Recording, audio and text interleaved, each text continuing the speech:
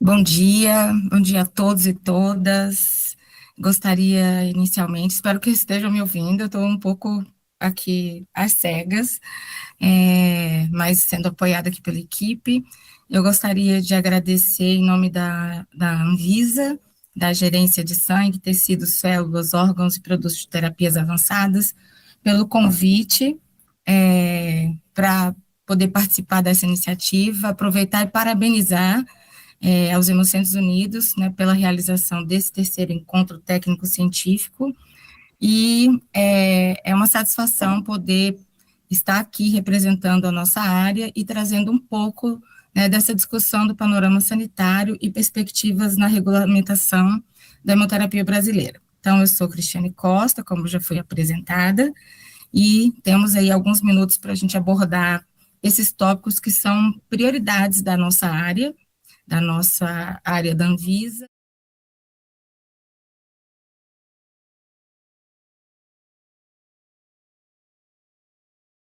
Bom, então, antes de entrar propriamente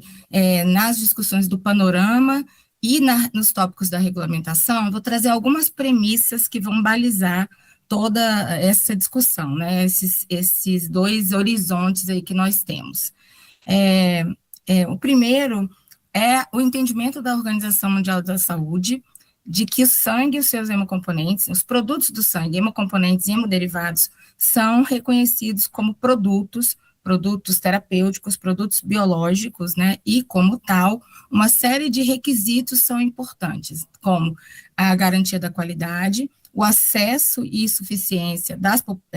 dos países, né? Para o acesso da população. Esses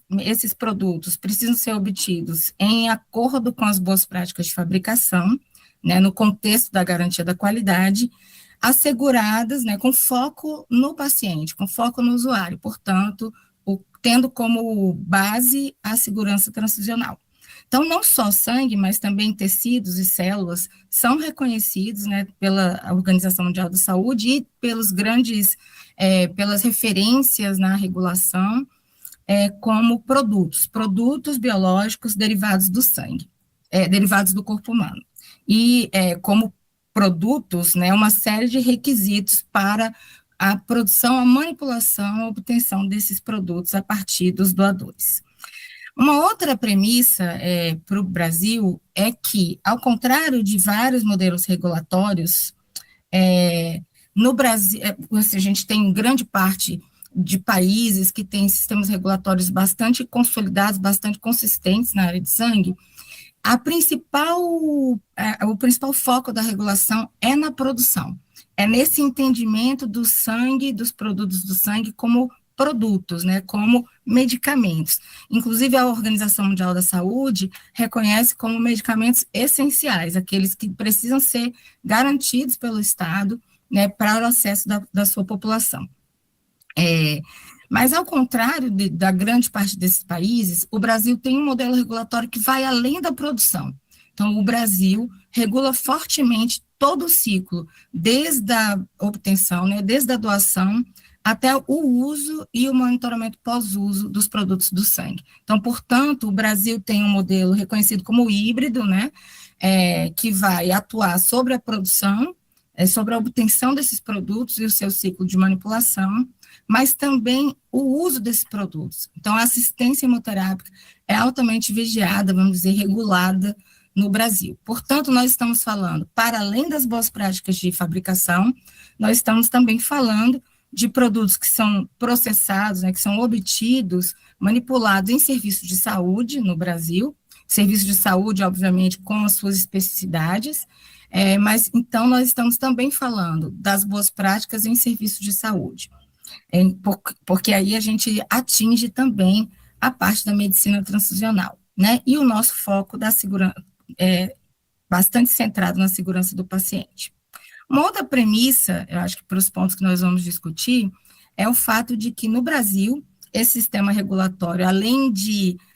organizar o sistema de ponta a ponta, né, desde a obtenção, todo o ciclo de processamento, mas também o uso. Uma outra característica do Brasil é que o modelo regulatório é bastante forte e ele vai incluir os componentes do programa ou Sistema Nacional de Sangue, que é uma obrigatoriedade, né, para a regulação de sangue mundialmente, mas também os órgãos de controle, os órgãos de regulação, os órgãos de vigilância sanitária. E no Brasil, essa organização, ela é materializada pelo Sinazam, né, que é coordenado em nível nacional pelo Ministério da Saúde, e nos níveis estaduais pelas respectivas secretarias estaduais de saúde, concatenando os elementos da Política Nacional de Sangue, além da empresa pública de fracionamento, no caso Hemobras, no nosso caso, e a própria rede dos serviços de hemoterapia. E no caso dessa outra ponta do sistema regulatório, a Anvisa em nível nacional e os órgãos de vigilância sanitária nos estados e municípios, de acordo com as pactuações realizadas em cada território, além dos laboratórios de saúde pública. Então, essa é a conformação do modelo brasileiro. Isso vai dirigir um pouco as nossas discussões. Então, nesse ciclo de planejamento estratégico, né, a Anvisa tem a cada 4 anos um ciclo de planejamento estratégico, e nós, no nível tático, definimos também as nossas diretrizes, alinhadas com as diretrizes macro, com os objetivos estratégicos macro da Anvisa. Então, para esse ciclo, né, que se iniciou em 2024 e vai até 2027, as nossas prioridades são o aprimoramento do modelo regulatório de sangue, né, fortalecendo essa ideia e os requisitos de regulação de sangue e hemocomponentes como produtos, o aperfeiçoamento do modelo de licenciamento sanitário, que também tem relação com esse aperfeiçoamento do modelo, né, de regulação de produtos, e a nossa proposta é migrar, avançar para um modelo de licenciamento que olhe para os processos realizados em cada unidade, muito mais do que a tipologia e o desenho, a tipologia desses estabelecimentos, e otimizar o gerenciamento de informações, né, a tomada de decisão baseada em informação, e para isso é muito importante a otimização do gerenciamento dos dados de produção hemoterápica, isso não só para a regulação, mas também para a Política Nacional de Sangue, o fortalecimento das estratégias de redução de risco, que são a espinha dorsal da nossa atuação, e um novo desafio aí que se coloca para nós, que é desenvolver um modelo regulatório para os produtos do sangue, para uso terapêutico, porém não transfusional, né, como produtos que vêm surgindo aí, como plasma rico em plaquetas, colírio de soro-autólogo e outras variações. Então, esses são os nossos grandes desafios postos para esse ciclo. E eu vou começar pela regulamentação e não pelo panorama, mas, do ponto de vista da regulamentação, nós estamos hoje com 4 grandes projetos regulatórios, né? A atualização das boas práticas no ciclo do sangue, e de resoluções que acabam circundando, tendo relação com as boas práticas no ciclo do sangue, como a RDC 151, que contém elementos importantes para o licenciamento sanitário, a RDC 149, de 2001, então são resoluções legado, né, e que precisam muito de atualização, e as boas práticas no ciclo do sangue, que é aí de 2014, e nós já temos muitos elementos importantes para atualização. Em paralelo, também estamos com um processo em andamento para atualização da portaria conjunta, né, uma portaria Anvisa e Ministério da Saúde, que regulamenta o transporte de sangue e componentes do ponto de vista técnico-sanitário. Temos aí a proposta, né, de regulação desses outros produtos do sangue, e também, recentemente, iniciamos a discussão da atualização dos requisitos de importação e trazendo a inovação aí de exportação de hemocomponentes e do plasma para hemocomponentes para fins terapêuticos e do plasma para fracionamento. Então, esses são os nossos principais pontos, projetos regulatórios em andamento, em que pese as diferentes fases em que eles se encontram. A Anvisa está sujeita a uma regulamentação bastante, não só a Anvisa, né, mas toda a administração, mas as agências regulatórias são bastante cobradas, e na Anvisa esse ponto é um ponto extremamente importante, né, e bem, vamos dizer, supervisionado, que é de que todos os atos normativos, eles precisam passar por uma avaliação de impacto regulatório, que nós chamamos a IR. A IR vai olhar para diversos elementos, né, identificar, e tem uma jornada da IR, que vai desde a identificação do problema regulatório, os objetivos, né, dessa identificação de causas, de consequências, identificação dos atores afetados, os objetivos da regulação, seja uma nova regulamentação ou seja uma revisão, quais são as possíveis alternativas e toda uma avaliação em torno dessas alternativas, até a publicação de um protocolo de intenções, o que nós queremos, né, que é o relatório de avaliação de impacto regulatório. O que nós pretendemos com aquela regulamentação e quais foram os pontos de atenção levantados durante essa análise. Eu vou começar e vou continuar aqui a partir da revisão das boas práticas no ciclo do sangue, hoje materializada pela RDC 34 de 2014, então nós estamos no processo de revisão. No fundo, desde 2020, que em alguma medida nós estamos trabalhando com essa revisão, mas mais fortemente nos últimos 2 anos, assim, entramos mesmo, né, nesses elementos, aprofundamos esses elementos da análise de impacto regulatório, identificamos, né, dentro dessa jornada toda, identificamos problema regulatório. A regulamentação de sangue é uma regulamentação muito consistente, ela é compartilhada, né, entre a Anvisa, o Ministério da Saúde. O Ministério da Saúde define os procedimentos hemoterápicos e a Anvisa define nacionalmente os requisitos regulatórios, então são normativas complementares, bastante consistentes, mas que ao longo do tempo, tanto uma quanto a outra, demandam atualizações técnicas, e no nosso caso, além dessas atualizações técnicas, nós também vimos a necessidade de aprimorar esse modelo regulatório,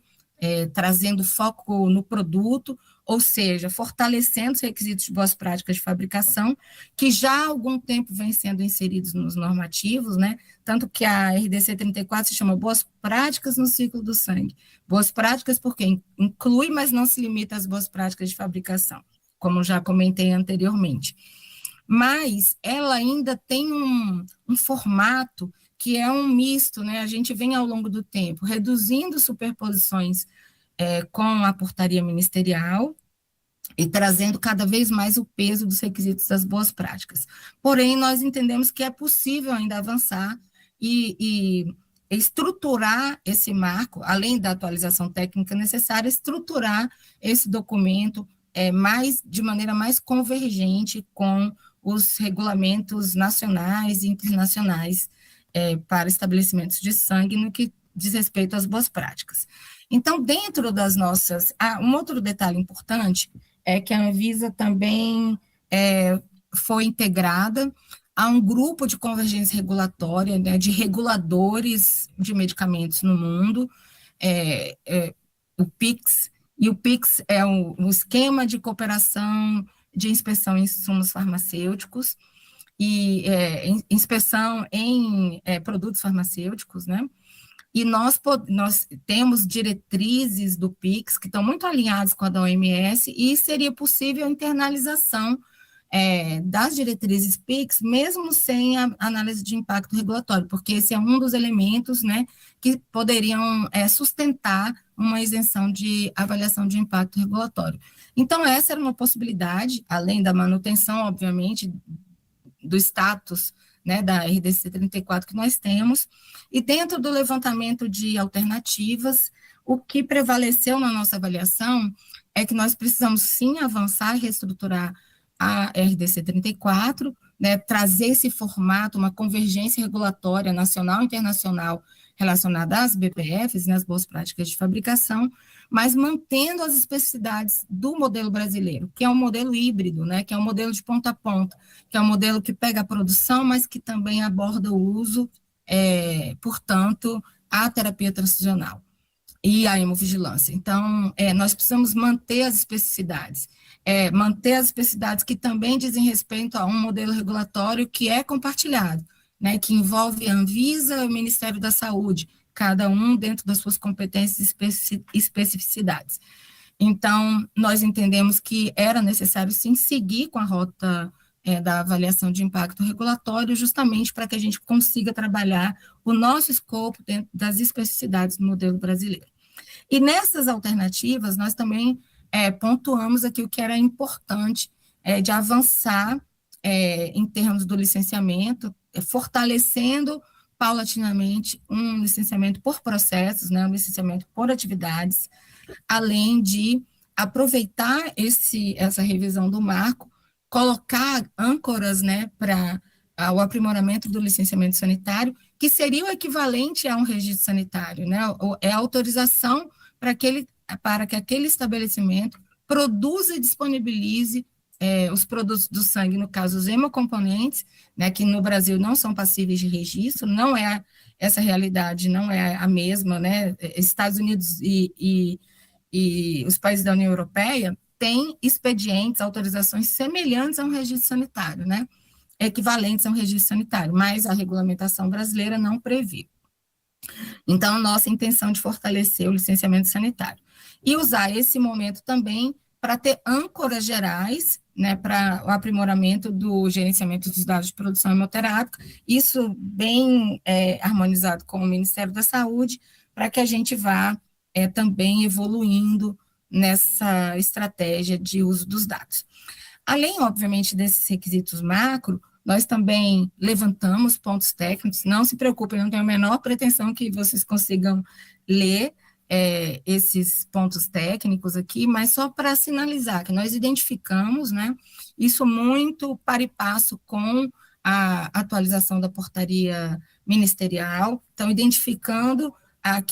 quais são esses pontos de atualização técnica, harmonizando com o Ministério da Saúde, a grande parte deles, né, trazendo harmonização com a portaria e apontando o que deve ser modificado, que é um dos pontos que precisam ser apresentados para a sociedade quando da publicação do relatório de análise de impacto regulatório. Bom, então, em suma, em linhas gerais, né, o que nós prevemos nessa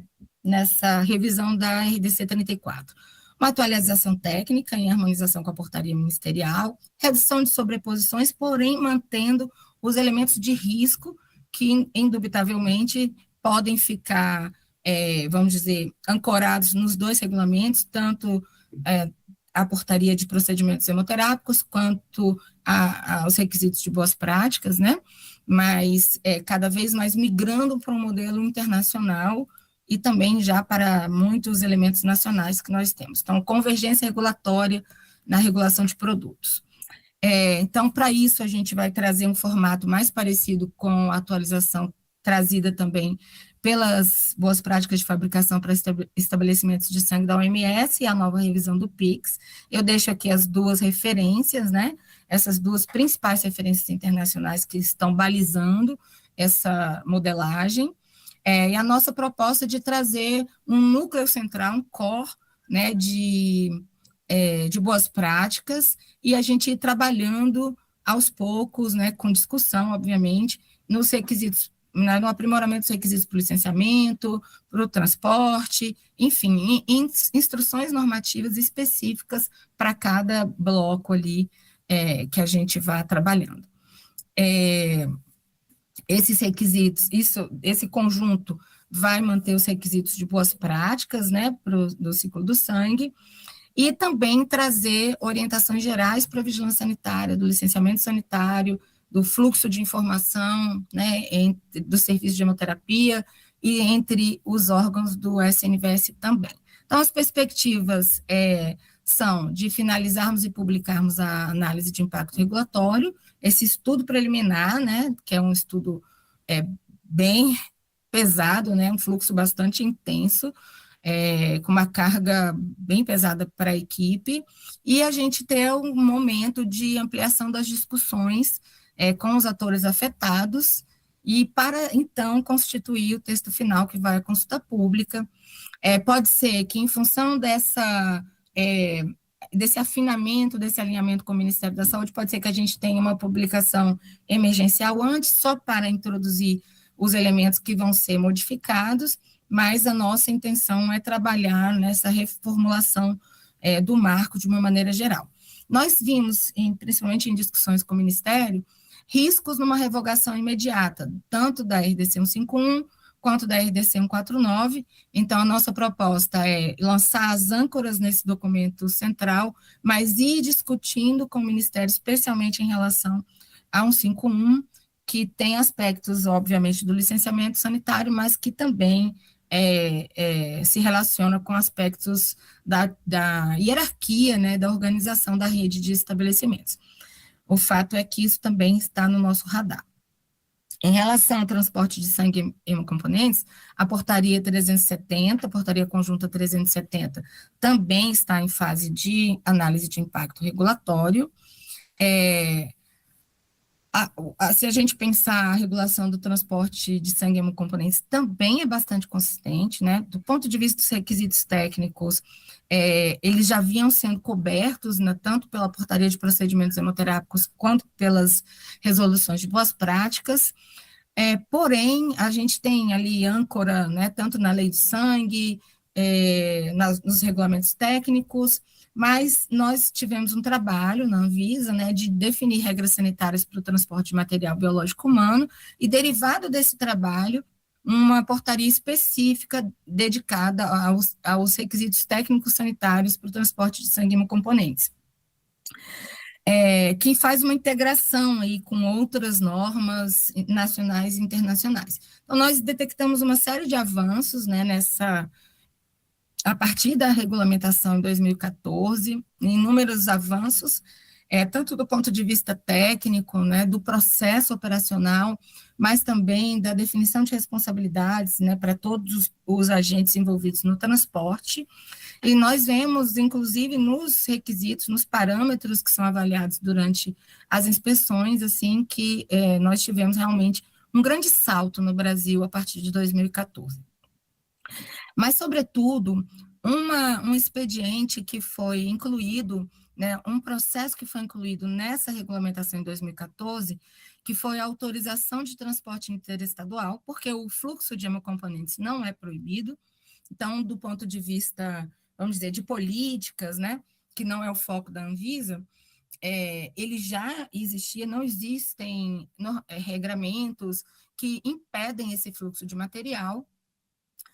mas a gente não conseguia observar esse fluxo, né? Não conseguia observar essa dinâmica, entender, inclusive acompanhar o quanto ela vai se modificando ao longo do tempo. E acho que um dos grandes ganhos dessa portaria conjunta, foi identificar esse trânsito interestadual, esse movimento que é um movimento crescente, é um movimento que inclui muitas instituições privadas, inclusive uma modificação na estruturação da própria rede a partir da formação de grandes conglomerados. Enfim, hoje nós conseguimos mapear esses fluxos, né? Essas seguras não estão muito boas. Esses são os dados que estão no nosso relatório de gestão, no último relatório de gestão da Anvisa, que foi publicado agora no final de abril, né? Faço aqui a divulgação também. Então, nós autorizamos anualmente um grande quantitativo, né, de hemocomponentes para transitarem, né, entre estados. Inclusive, em 2025, nós fizemos um programa de monitoramento, uma fiscalização em alguns grupos, a partir de algumas demandas, e a gente identificou assim, grandes diferenças quantitativas, por exemplo, entre o que era solicitado para a Anvisa e o que de fato acontecia, né? E isso vem trazendo também insights, inputs para a nossa atualização da portaria, que prevê, né, sanar, a gente tem poucas alterações técnicas, mas nós identificamos que existem lacunas, a gente não falava nada sobre a renovação da autorização interestadual, de transporte interestadual, por exemplo, temos alguns fluxos para atualizar, então não temos grandes alterações técnicas, mas o grande foco da revisão é de realmente a simplificação do processo e ampliar o foco para o gerenciamento de risco nesse quesito da autorização de transporte interestadual, que é um análogo da autorização que a gente tem de fluxo nacional de medicamentos, por exemplo, né? Então, nós usamos um pouco essa analogia. Os principais pontos previstos nessa atualização são atualização técnica, né? E o que for necessário, a gente sabe que esses pontos são mínimos, mas é necessário algum tipo de atualização. Aprimoramento do processo de autorização interestadual, que é o ponto mais central, né? Então, nós prevemos para isso a centralização única da autorização para vários destinatários, é um modelo de habilitação que a gente já tem, por exemplo, para importadores de células germinativas e embriões, então a ideia é trabalhar um processo assim, que é um pouco parecido também com o modelo estadunidense, a otimização, simplificação, automação, aos poucos desses processos, a inclusão de tópicos com relação à renovação, né, inclusive o que precisa ser notificado, né, que sejam emendas mais significativas. O transporte de amostras, provavelmente a nossa proposta é que deixe de ter autorização, mas que seja uma notificação, e que a gente trabalhe muito com um sistema de notificação desses dados, que são de produção também, e monitoramento, fiscalização desses resultados. Além de alguns aspectos a serem melhorados, né, como a avaliação durante o processo de autorização, da validação do transporte, e algumas coisas que a gente quer discutir, né, e é muito importante a gente estar aqui nesse momento, nós vamos ampliar com a divulgação do relatório, propor reuniões específicas, para discutirmos um pouco mais. Existem outros elementos, como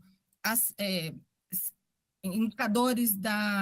epidemiológicos. É preciso ter alguma outra discussão com as hemorredes, porque esse cenário modifica aspectos relevantes para as políticas estaduais de sangue. Então, são pontos que nós gostaríamos de aprofundar, e especialmente com a hemorrede, nesse sentido. E aí, liberando a nossa proposta agora, em junho e julho, estarmos com os 2 relatórios, né, disponíveis, para que nós possamos voltar né, trabalhar com esses outros marcos aqui, né, principalmente o de sangue para fins não terapêuticos, e vocês devem ter recebido, né, os hemocentros coordenadores, pelo menos, o Ministério da Saúde, as nossas propostas de resolução para importação e exportação de hemocomponentes, que foi aberta a consulta dirigida, e agora nós estamos em fase de consolidação dessas propostas para a futura consulta pública.